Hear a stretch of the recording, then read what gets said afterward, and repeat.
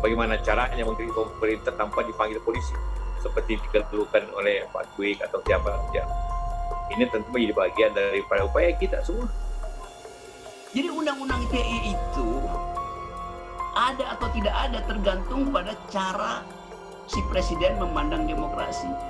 Di zaman SBY undang-undang ITE itu tidak menghasilkan pemenjaraan. Iya, jadi persoalannya undang-undang itu kan yang memenjarakan orang, bukan. Yang memenjarakan orang adalah kedunguan pemerintah yang tidak paham tentang demokrasi.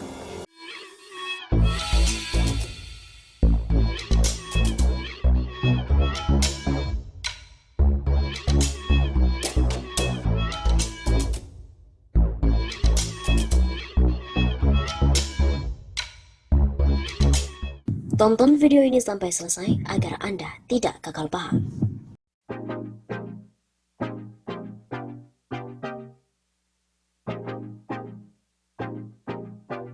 BEMSI mendesak pemerintah dan juga DPR untuk merevisi Undang-Undang ITE.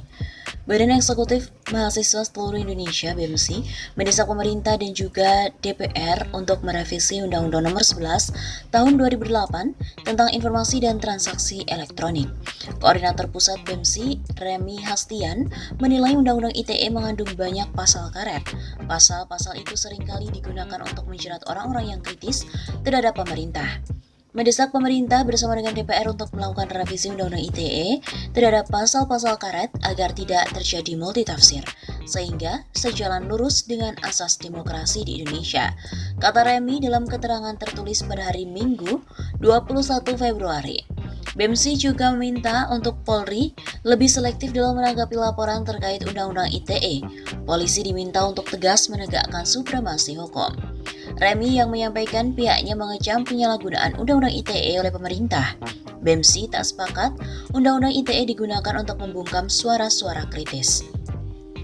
Mengecam tindakan pemerintah yang menjadikan Undang-Undang ITE sebagai alat pembungkaman terhadap kritik. Dalam kesempatan itu, Remi juga meminta kepolisian membebaskan para aktivis yang dijerat hukum karena ikut demonstrasi selama 1 tahun belakangan. Mendesak instansi Polri agar segera membebaskan para aktivis dan mahasiswa yang menjadi tahanan pada aksi demonstrasi penolakan Omnibus Law Cipta Kerja. Wacana revisi Undang-Undang ITE menguat usai dibahas oleh Presiden Joko Widodo. Ia membuka opsi revisi Undang-Undang ITE jika timbul ketidakadilan.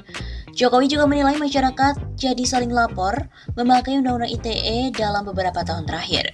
Ia khawatir pasal karet Undang-Undang ITE disalahgunakan. Kalau Undang-Undang ITE tidak bisa memberikan rasa keadilan, saya akan minta kepada DPR untuk bersama-sama merevisi Undang-Undang ITE. Undang-Undang ITE ini, ucap Jokowi pada rapat pimpinan TNI Polri yang ditayangkan di kanal YouTube Sekretariat Presiden pada hari Senin 15 Februari. Sinyal dari Presiden Joko Widodo untuk merevisi Undang-Undang ITE mendapatkan sambutan positif dari kalangan DPR. Sinyal untuk merevisi Undang-Undang ITE itu muncul saat Jokowi meminta agar implementasi Undang-Undang ITE dapat terwujud dan juga menjunjung tinggi prinsip keadilan. Jokowi mengaku akan meminta DPR merevisi Undang-Undang ITE apabila hal itu tidak terwujud. Kalau Undang-Undang ITE tidak bisa memberikan rasa keadilan, saya akan minta pada DPR bersama-sama merevisi Undang-Undang ini, kata Jokowi saat memberikan arahan pada rapat pimpinan TNI Polri di Istana Negara. Jokowi bahkan juga mengatakan ia akan meminta DPR menghapus pasal-pasal karet yang ada di Undang-Undang ITE, karena pasal itu menjadi hulu dari persoalan hukum undang-undang tersebut. Sejumlah fraksi yang diminta tanggapan atas pernyataan Jokowi tersebut memberikan respon yang positif. Respon positif juga datang dari pimpinan DPR. Wakil Ketua DPR Aziz Samsudin mengakui bahwa Undang-Undang ITE masih memuat pasal karet yang kerap dijadikan alat untuk melaporkan pihak yang berseberangan hanya karena permasalahan kecil di media sosial. Politisi Partai Golkar itu juga berharap Undang-Undang ITE dapat lebih mempertimbangkan prinsip keadilan, sehingga tidak ada lagi pasal yang multitafsir dan digunakan untuk saling melapor. Menurut Aziz, hal itu juga penting untuk tetap menjaga demokrasi yang tetap berjalan sesuai dengan harapan dalam menyampaikan pendapat. Kita sudah jenuh dengan pasal pencemaran nama baik dan penghinaan. Itu saja yang kerap kita dengar jika terjadi pelaporan mengatasnamakan Undang-Undang ITE yang ribut di media sosial. Itu saja yang dipakai seseorang untuk melaporkan ke kepolisian. Begitu kata Aziz. Ketua Komisi 1 DPR Mutia Hafid juga mengaku siap untuk membahas kembali revisi Undang-Undang ITE. Adapun Komisi 1 DPR merupakan komisi yang membidangi masalah komunikasi dan juga informatika. Mutia juga mengatakan revisi Undang-Undang ITE dapat diajukan oleh pemerintah, sehingga DPR akan menunggu pemerintah memasukkan usulannya tersebut. Terkait dengan usulan Presiden Joko Widodo untuk merevisi Undang-Undang ITE, kami menyambut baik dan siap untuk membahas kembali Undang-Undang ITE. Revisi Undang-Undang ITE bisa diajukan pemerintah, sehingga DPR akan menunggu pemerintah memasukkan usulannya terkait hal tersebut. Ketua Badan Legislasi DPR Supratman Andi Aktas juga mengatakan peluang memasukkan revisi Undang-Undang ITE ke dalam Program Legislasi Nasional Prioritas 2021 masih terbuka karena Prolegnas Prioritas 2021 belum disahkan. Politikus Partai Gerindra itu menyampaikan perubahan Prolegnas dengan memasukkan revisi Undang-Undang ITE dapat dilakukan sepanjang disetujui oleh fraksi-fraksi yang ada di DPR.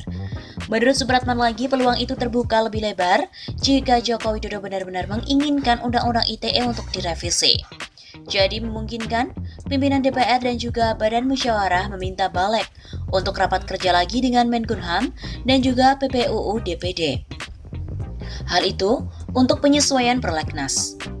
Wacana merevisi Undang-Undang ITE yang dilontarkan oleh Jokowi juga mendapatkan sambutan hangat dari partai-partai yang berada di luar koalisi pemerintahan, yakni Partai Demokrat, Partai Amanat Nasional, dan Partai Keadilan Sejahtera.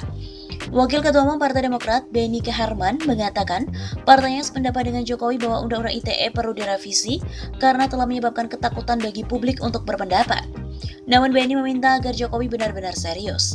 Menurut dia, Jokowi sebetulnya memiliki kekuatan yang cukup di parlemen untuk mewujudkan revisi Undang-Undang ITE itu. Jika serius, Presiden berhak bahkan menentukan revisi ini terjadi. Apalagi dia punya 7 parpol pendukung di DPR. Jadi jika serius dan satunya perkataan serta perbuatan, maka silahkan wujudkan segera. Wakil Ketua Fraksi PKS Sukamta juga menyatakan, partainya sejak awal mendukung revisi Undang-Undang ITE karena undang-undang tersebut kental dengan nuansa hukum pencemaran nama baik. Kendati revisi Undang-Undang ITE dinilai dapat memberikan rasa keadilan dan juga kenyamanan di masyarakat, ia juga beranggapan langkah pemerintah sudah agak terlambat. Sebab, proses revisi dapat memakan waktu 1 hingga 2 tahun pembahasan, sehingga Undang-Undang ITE hasil revisi juga dapat diterapkan pada tahun 2023 atau 2024 di penghujung masa jabatan Presiden. Sementara itu, untuk Ketua Fraksi PAN Saleh Daulay memberikan 2 catatan soal wacana revisi Undang-Undang ITE. Pertama, perubahan Undang-Undang ITE harus disempurnakan dan disesuaikan dengan perkembangan teknologi informasi yang ada karena perubahan teknologi informasi dinilai sangat cepat. Juga situasi pandemi di mana masyarakat banyak beraktivitas dengan menggunakan internet. Namun tetap hati-hati agar tidak ada pasal-pasal karet lain yang mudah menjerat seperti sebelumnya.